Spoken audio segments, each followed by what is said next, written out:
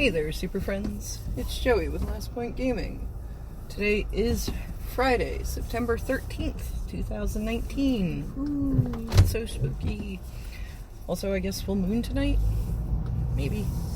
I don't know. I'm not a werewolf, so I don't really track the moon phases.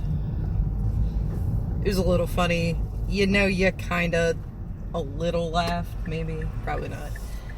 I'll go through my usual wording.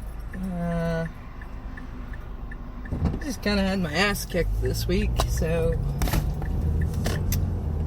this episode's probably going to be, on the lower end of quality. If it degrades too much, I'll probably just can it and not even post it, but yeah, I wouldn't expect anything fantastic here. No, it's been a bad week. Had myself a little freak out yesterday. Yeah, more like a little breakdown. Yeah. But hey, I waited until I was in my car, away from everybody else, to, start with the crying thing. Oh, it was bad, friends. It was bad. But I made progress on the thing I'm working on today. Figured out where my issue was. Well, one of the issues. Where that particular issue is that broke me yesterday. Shit's still not working right, though, so clearly I haven't found all of them. But I'm now closer than I was before, significantly. Half of my search grid information is populating. I don't know where the hell the other half is, but we got half of it. That's a thing, right? This job has been,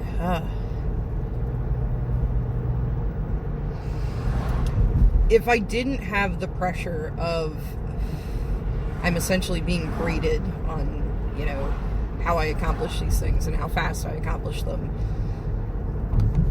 it would be, just really fucking neat. I've learned so much I've only been here, a month. I guess it was a month as of yesterday.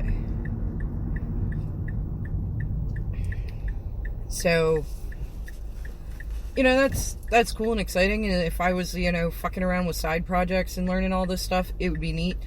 Granted, I, probably wouldn't have learned it as well if I was just screwing around doing side projects, because, I'd run into a brick wall and be like, alright, well, I guess we're just not going to do it that way. We're just going to do it another way. That is the trap when you're working in a system created by other people. There's a way you have to do things. Define the same collection of properties. It's seriously, it's 7 times. I don't understand, why we need to do this so much.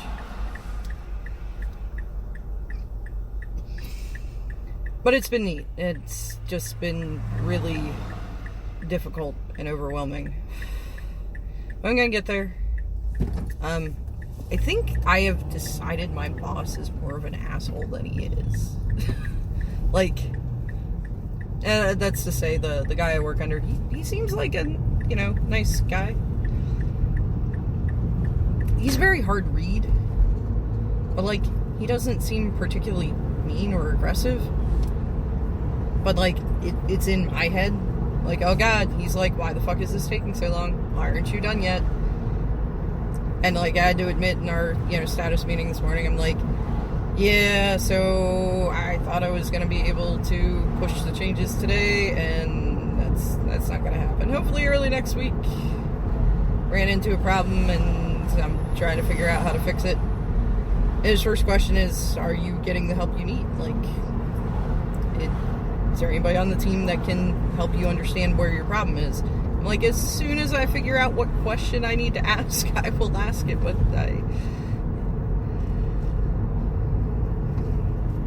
And my team's really nice. And they're very helpful. But I don't know, it's weird. So we'll cycle this back to gaming. There we go. That's what I was doing all along. Totally. Spoke before about how I just don't desire to play in the Pro Tour / Mythic Championship / whatever we're calling it this week. Or, you know, I don't really have the drive to, like, yeah, I really want to, you know, top 8 at GP this year. No, I play for fun. And so I do think that made me a little blind to some of the, you know, issues women in the gaming community are facing at that higher level of competition, because it's not a club I want into, so I never really thought about it much.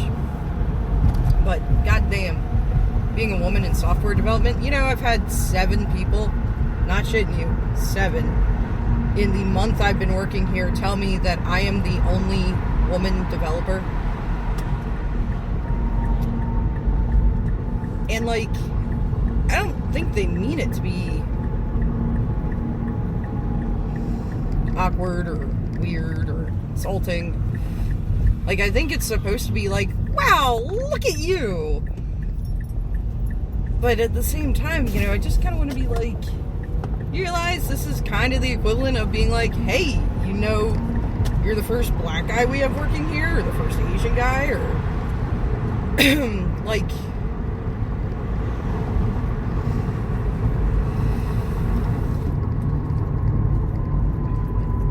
I don't know, it's weird. It just, you know, really makes me feel like a novelty.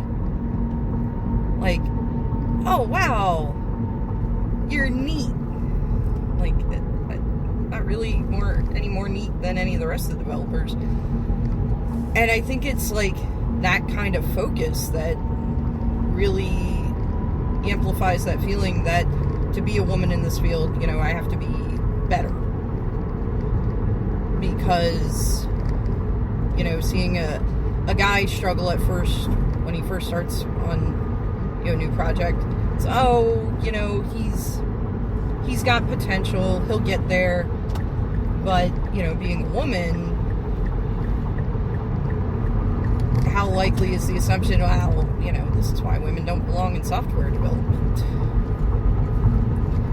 And the thing is nobody has to say this stuff, just that focus on, you know, this random demographic trait of yours. You know, random ascribed status it's weird, and it's really off-putting. Now, I never really dealt with it much at the shop, but then again, I wasn't like the first woman hanging around there.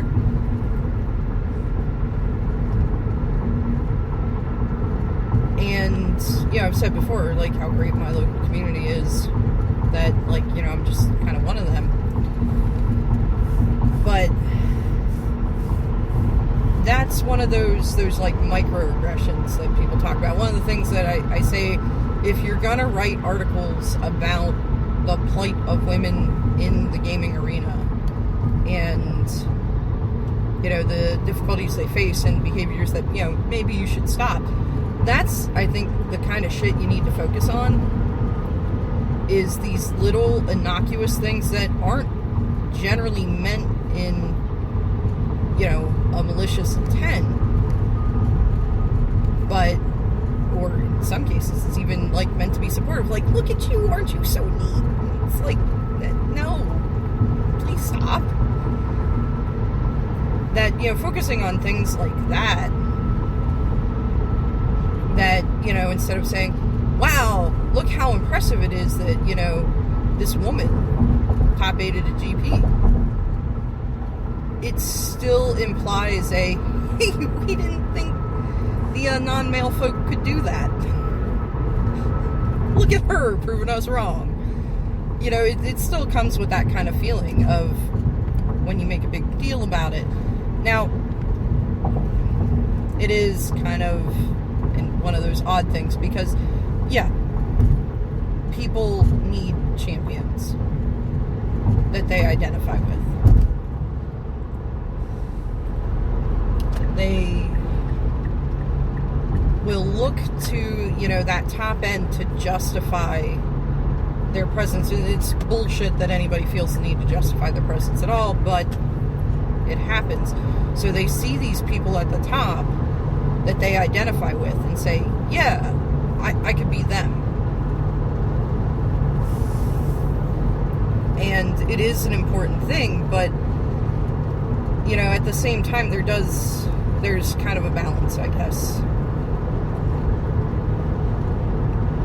That having visibility is great while being treated like one of the exhibits at the freak show at the circus is not.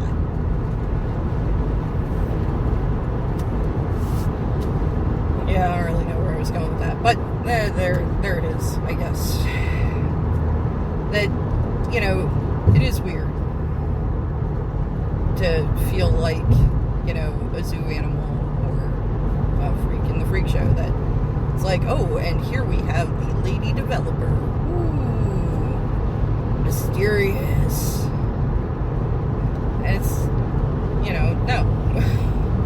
I'm just part of the field. And, you know, I know I should say something to these guys.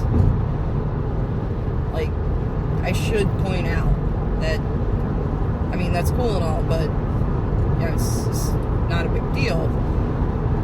But I don't, you know. I just got here, and I'm still, like, trying to make friends, especially. So I was real excited because one of the guys who works here, in fact, the reason I pursued the position, used to work with me at my old gig.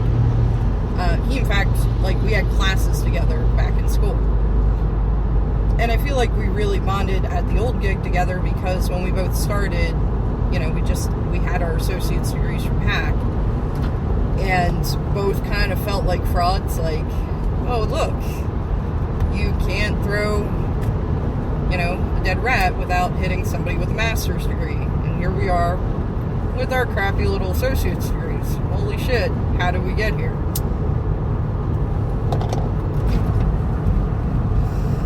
And so it was kind of like this kinship of, hey, we're both frauds. Cool. Except neither one of us is a fraud, of course. He's actually incredibly talented. Really smart guy. And he has since ended up finishing his bachelor's degree. I have not.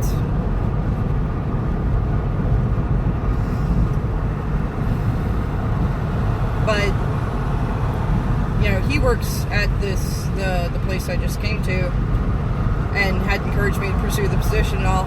Wouldn't you know it, I get there, and that asshole gets another job. He's gonna be leaving again. Like, son of a bitch. But the nice thing about being in a small, underrepresented demographic like a smoker. Oh my god, back in the 80s, like, everybody was a smoker. And somehow we decided smoking was like, you know, kicking puppies. And it became so taboo. But being a smoker, I have made connections with other smokers, especially since he was a smoker, or is a smoker. And so it has allowed me to kind of make some associations. But that's really going to suck when he leaves. You know, I'm dealing with all these new people, and, like, yeah, everybody seems real nice and everything, but I don't know, I'm still kind of burned from my last gig, where my boss seemed really nice and seemed very supportive, and I come to find out he's been, you know, dicking my career over behind my back while being all sunshine and smiles in my face. So, I don't know. Anyway, moving on. Let's see here. I'm almost home-ish. Another, like, 5-10 minutes. I want to talk about Eldraine spoilers, but my brain is pretty much fucking mush. So there are some Magic the Gathering cards coming out in the new set. They do things. The adventure mechanic, I think I talked about this a little bit when I did the episode on Monday. I don't know. I'm not a fan of the card layout, but I can't think of a better way for them to do it. to put together this kind of mechanic, because they're not split cards. They're not like Aftermath style cards. So you can't put them in the same layout. Unless, of course, you could cast the Aftermath from your graveyard and have it be the creature. But then, you know, you'd bring it back sideways, and that just gets confusing for tapping and shit. So, I think for the mechanic they're trying to achieve, there really wasn't very many options in how they could lay this card out. But it just makes the card feel very cluttered and claustrophobic. I also, like, I still don't fucking like shit in the Exile Zone having meaning.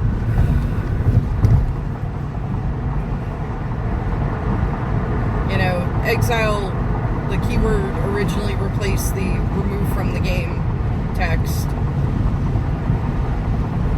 And so the Exile, quote-unquote, zone used to just be not in the game.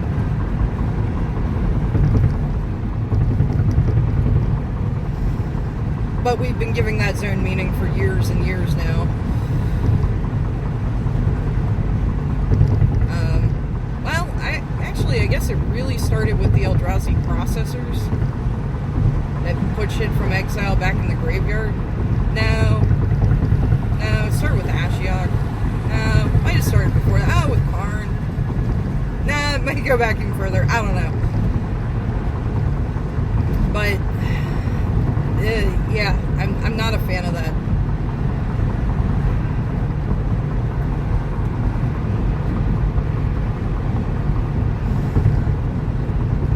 But I do like that the adventures tie in with the creature. You know, the adventure portion, if you get to cast it first, kind of does something to benefit the creature.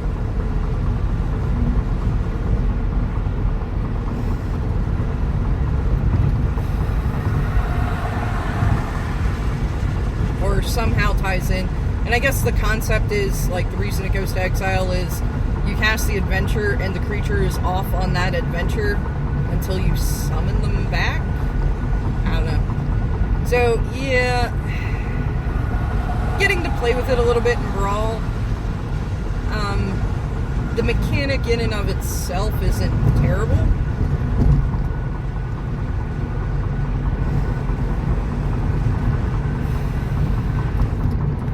But, I don't know. Not a huge fan.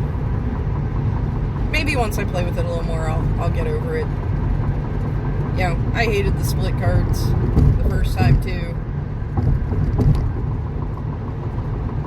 Aftermath, I guess, like, I was just kind of used to the split cards, so that was fine. But,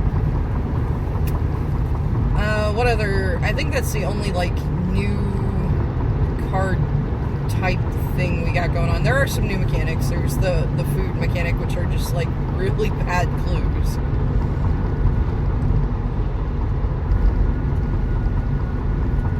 I don't know why they made them food. Like, that, I don't know. It's just weird. It's nice to see Gruk back. Sorry to see him, you know, not be awesome like Apex Predator was.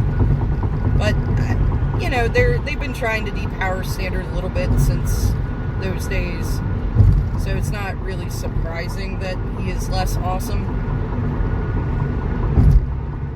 It's not like he's bad. A little overcosted, but I don't know, he does make 2 creatures. I don't know. Maybe he's better than I think. Yeah, but it's like when they spoiled the Olivia from Shadows over Innistrad. I don't know if she was Shadows or Eldritch, but anyway, from that block. And, you know, you look at her compared to the OG Olivia Voldaren, and it's like, this card kind of sucks in comparison. But, you know, for the purposes of Standard, it's not bad. So we got food, we got adventure, take some food on your adventures. I think that's it. feel like I'm missing a new mechanic. So with Brawl, the Culhane deck didn't seem great, like, as it was built. And they did have the limitation of only being able to put in, whoa. Can you stay in your lane, giant truck, please? Thank you. Of, you know, only being able to include cards that had already been previewed, you know, on schedule and everything. So I don't think the deck was fantastic. However, Culhane really felt like cheating. Like, there was one game where I got to chain, like, I don't know. I think I had, like, 3 creatures in my hand, and I kept drawing lands, so I got to put the lands down, and just kind of kept chaining for a while, and, like, ended up putting out, like, 4 or 5 creatures that turn. It was pretty nuts. I think maybe he'd be good in Commander, like OG, like actual Commander, not Brawl. I don't know. I don't really get the mechanics of that format, or either of those formats, like, at all. They really perplexed me. Seriously, one more fucking 18-wheeler tries to kill me today. Oh man, I was gonna get off at the other exit. Oh well. But yeah, looks like a neat set. I'm actually on to Floor Judge at SCG Philly. I believe that's the release weekend. Man, that's going to be a busy couple weeks, because I think if that's release weekend, the weekend before is pre-release weekend, so I'll be running events for that. Then that, and then the following weekend, I think, is another IQ at the shop that I'm on standby for. Ugh. Why is there so much shit going on? But I'm excited to, well, I'm terrified. Both terrified and excited to, you know, try my hand at participating in a large judge team. Starting to kind of look towards my L2 a little more seriously. Of course, I have to see what all happens with Judge Academy and the levels there and everything. I haven't really talked about Judge Academy, and actually don't plan on talking much about it until it's live and I get to interact with it. You know, of course, I'm looking at, they're like, hey, give us money, and I'm like, but I haven't had to give you money before. So there's definitely a part of me that's like, that sounds like a what? It's not that much money for me. You know, $100 a year is, well, shit, man. I was paying like $55 a month for my Adobe Creative Cloud subscription, and poor Leah can't handle that shit anymore. So, you know, I was paying for this subscription that I wasn't even really using, and finally canceled it. You know, for now, until I get a better computer.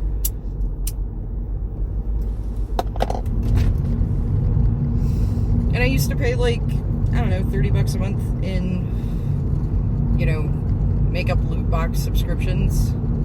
I stopped doing them, but, you know, like, $100 a year for me really isn't that big a deal. But I do look at, like, my judge son. He is taken to calling me Judge Bomb, so he is my favorite son. Mostly because, you know, I have all daughters, so it's not betraying any of my children to say that.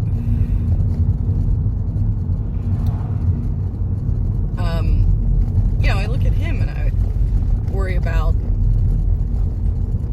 you know, him being able to come up with, and like, yeah, when you do the whole, well, $100 a year, once you aggregate it out over 12 months, you know, really isn't that much per month.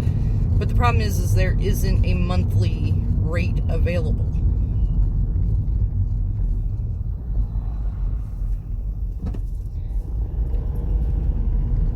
It's not like they're like, oh, well, it's $100 a year or $10 a month, so, hey, you save $20 if you do the year. As far as I was seeing at this point, it's yearly only.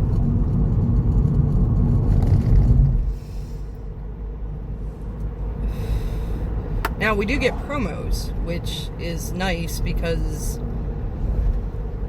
I don't know, Exemplar was weird. Now, to be fair, I'm mostly a store F&M judge, got my cert almost purely in interest of helping out at the shop and, supporting the community there. So, I wasn't very visible to try to get Exemplar rewards. So I am kind of digging on the, just everybody, well, basically you're buying promo runs. But it will be nice if there's, good training materials available and everything. I think having judges take a yearly recert test is probably a good thing. Though, it'd be nice if it was just offered online and I didn't have to track down an L2 to sit and proctor one for me again. But yeah, that's probably actually a good thing. Because as it stands right now, as long as I judge an event every 6 months, or as long as I get listed as a judge at F&M every 6 months, I keep my cert. Doesn't mean that I'm keeping up on card rulings and how things are changing and that kind of stuff, which, I really should be. And I try to. But I think having a, just kind of quickie online test for recert every year is probably a good idea. I think that's one of the things they mentioned doing with this. So, it does have potential to be a very useful tool. I'm not really a fan of the for-profit organization part of it. And I get that they gave some reasons why they went for-profit instead of, not-for-profit. And, we don't want to compete with, the Red Cross for donations. It's something about working with different publishers. Because I guess the Judge Academy isn't just going to be for Magic. You're going to be able to get your judge creds for a bunch of other games, which is cool and all, except, I don't really care. I don't want to judge Keyforge or...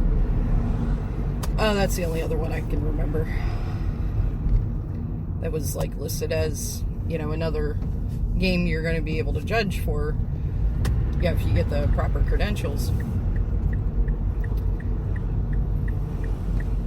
But, it is nice for people who do care about that kind of stuff.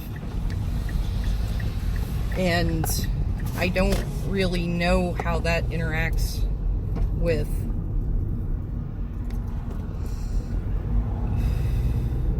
those other games.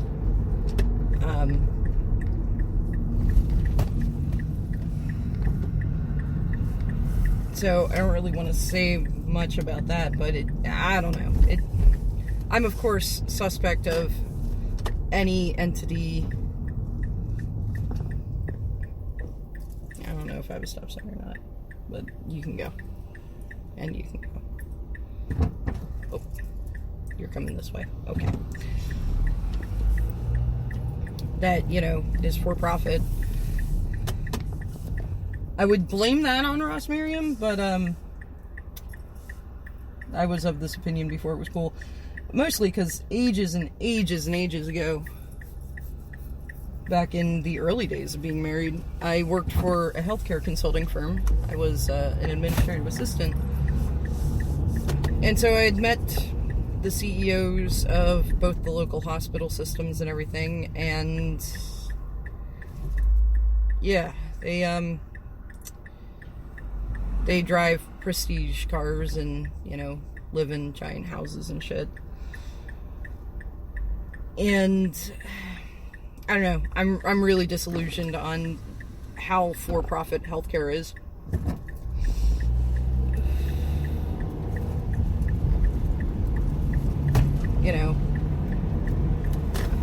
Oh, yeah, you can't put a price on human life. Oh, no, apparently you can in this country. You can't put a price on wellness. Try telling them that at the ER. Anyway, so yeah, of course I'm suspect of the for-profit nature. You know, I wouldn't mind, like, okay, so we've done some math, and, you know, we figured out how many dollars we need to run this program each year. And we looked at the number of current judges, and we've, you know, assumed hemorrhaging, you know, we assumed a loss of, say, 20% of them with this new system, and that comes out to, we need X dollars from each judge to fund the program. That I wouldn't mind. And then, of course, they would provide financial records and everything. And that's the thing, is not-for-profits are required to be transparent with their fund spending and everything, whereas for-profit companies aren't. But I'm trying to suspend judgment until I get to see what's offered. I will say, I haven't been pleased with the rollout of information. It's been in little chunks and bits and pieces. It's articles written by people who clearly aren't writers. You know, speeches or, you know, talks, I guess, given by people who clearly aren't public speakers. I mean, I'm not, like, ragging on people there. Not everybody's a public speaker, not everybody's a writer. That's, you know, that's how it is. And I understand that money has not started coming in yet, so maybe they haven't been able to fill these positions that require, you know, paying people. But the kind of haphazard nature of how information's been distributed thus far doesn't seem worth $100 a year to me. But again, I get they don't have any members yet, therefore there's no money that's come in yet. And hopefully that's something that over time, you know, once they start bringing in funds to support it, gets, you know, fixed up a little bit. I don't know. I'm definitely going to join for the first year and, you know, get my promos, see what's what with it, and try to form a more complete opinion of it. And once I get access and see what we're looking at, I'll probably do a whole episode on what I think of it and everything. But just right now, there's not really enough information, which is usually the problem. So I don't want to say anything negative, because they're, you know, aside from blindly asking for a measurable sum of money from people, especially, like, you know, the younger judges and everything, that's a little disconcerting, but we'll see how it goes. Anyway, I'm home now. Hopefully this episode wasn't, you know, that bad. I know it wasn't great. But as always, if you made it this far with me, thank you very much for listening. Hopefully I'll talk to y'all on Monday. You know, this makes 2 episodes this week, which is better than I've been doing. Hopefully we'll be able to get back to a normal recording schedule here soon, but I gotta get on top of this stuff at work and figure out what I'm doing. But anyway, yeah, as always, if you made it this far with me, thank you very much for listening, and hopefully I'll talk to y'all on Monday.